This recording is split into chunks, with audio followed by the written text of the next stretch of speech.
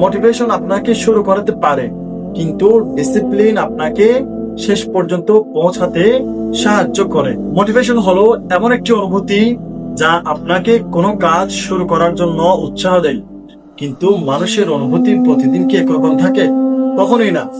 কোনোদিন আপনার পড়তে ভালো লাগবে, কোনোদিন একদমই ভালো লাগবে না। কোনোদিন আপনি ভীষণ উৎসাহ নিয়ে কাজ করবেন, আবার কোনোদিন মনে হবে আজ থাক, কাল থেকে শুরু করব। আর এই কাল থেকে কথাটাই অনেক মানুষের স্বপ্নকে ধীরে ধীরে শেষ করে দেয়। আপনি যদি শুধু মোটিভেশনের অপেক্ষায় থাকেন, তাহলে আপনার কাজও আপনার মনের অবস্থার উপর নির্ভর করবে। কিন্তু ডিসিপ্লিন আপনাকে শেখায়, ভালো লাগুক কিংবা না লাগুক, আমাকে আমার কাজ করতেই হবে। ধরুন, একজন ছাত্র ঠিক করলো সে প্রতিদিন 3 ঘন্টা করে পড়বে। প্রতিদিন সে একটি মোটিভেশনাল ভিডিও দেখলো, তার মধ্যে প্রচন্ড উৎসাহ তৈরি হলো। সে 3 ঘন্টা পড়লো, দ্বিতীয় দিনও পড়লো, তৃতীয় দিনেও কিছুটা পড়লো, চতুর্থ দিন সে কিছুটা কম পড়লো, পঞ্চম দিন গিয়ে দেখলো কিছুই নাই। সে বলল আজকে না হয় বাদ দিই, কাল থেকে আবার শুরু করবো, আবার পড়বো। এভাবে একটি দিন 2 দিনে পরিণত হয়, 2 দিন 1 সপ্তাহে, আর এক সময় দেখা যায় পরীক্ষা দরজায় এসে দাঁড়িয়েছে। অন্যদিকে আরেকজন ছাত্র আছে, তারও পড়তে সবসময় ভালো লাগে না, কিন্তু সে একটি নিয়ম তৈরি করেছে, প্রতিদিন অন্তত নির্দিষ্ট সময় আমাকে পড়তেই হবে। তার মোটিভেশন থাকুক বা না থাকুক, সে নিজের নিয়ম মেনে চলে।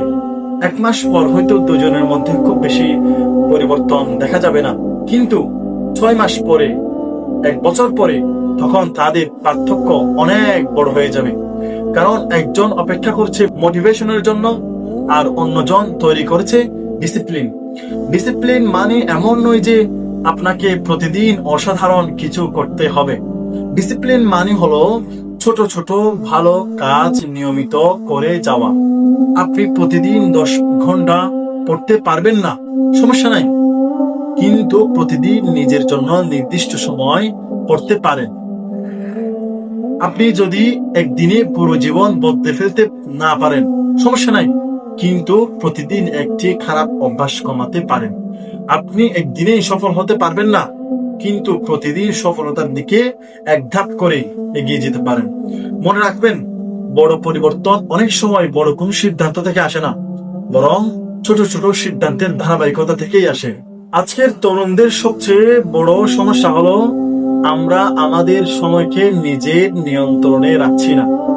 কয়েক মিনিটের জন্য মোবাইল হাতে নিই, তারপর একটি ভিডিও, তারপর আরেকটি ভিডিও, একটা শর্ট থেকে আরেকটা শর্ট দেখতে দেখতে 10 মিনিট চলে যায়, তারপর 30 মিনিট, তারপর 1 ঘন্টা।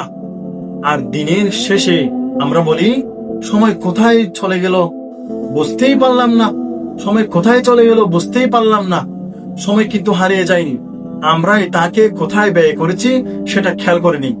তাই ডিসিপ্লিন মানে শুধু কঠোর পরিশ্রম নয়, ডিসিপ্লিন মানে নিজের সময়, মনোযোগ এবং অভ্যাসকে নিয়ন্ত্রণ করতে শেখা। আপনার মোটিভেশন প্রতিদিন থাকবে না, কিন্তু আপনার লক্ষ্য প্রতিদিন থাকা উচিত। যেদিন আপনার পড়তে ইচ্ছে করবে না, সেদিনও পড়ুন। যেদিন কাজ করতে ইচ্ছে করবে না, সেদিনও আপনি কিছুটা হলেও কাজ করুন। যেদিন মনে হবে আপনি পারবেন না, সেদিন নিজের লক্ষ্যটা মনে করুন। কারণ সফল মানুষ আর সাধারণ মানুষের মাঝে পার্থক্য সবসময় প্রতিভাই থাকে না, অনেক সময় পার্থক্যটা থাকে ধারাবাহিকতায়। একজন হয়তো 100 বার শুরু করে, আরেকজন হয়তো ধীরে ধীরে শুরু করে, কিন্তু থামে না। শেষ পর্যন্ত কে এগিয়ে যাবে, যে থামবে না।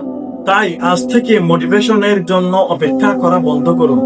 আপনার মোটিভেশন থাকতে পারে, নাও থাকতে পারে, আপনার মন ভালো থাকতে পারে, নাও থাকতে পারে, কিন্তু আপনার লক্ষ্য যদি সত্যিই গুরুত্বপূর্ণ হয়, তাহলে নিজের জন্য কিছু নিয়ম তৈরি করুন।